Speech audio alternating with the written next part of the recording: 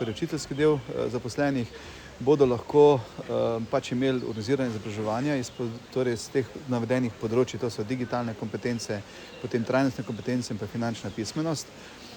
Jaz verjamem, da ko bomo imeli ta razvojni del projekta zaključen in bomo dobili kataloge torej izobraževanj, da bodo ravnatelji lahko odbrali tiste vsebine, ki bodo posamezno zbornico, mi imamo 6 zbornic na šoli, prišle pač v poštev in jih bo lahko s pridom uporabile.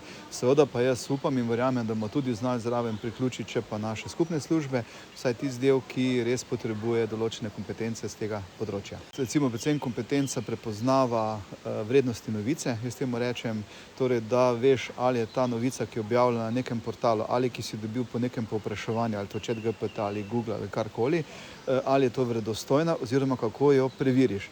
Ker mislim, da učitelje v prihodnjih mesecih in letih čaka predvsem to, da bodo znali od svojih dijakov prepoznati oziroma kakšno informacijo je nekdo podal, oziroma ko bo sam iskal neke učne vsebine po spletu, da bo znal prepoznati, ali je dobil pravo učno vsebino, ne pa neke halucinacije, neke umetne inteligence, ki bo pač izmislila enostavno, ker ne bo tega znala odgovoriti. To je mogoče prva. Druga takšna kompetenca je varno sobivanje s spletnimi portali, torej na spletu.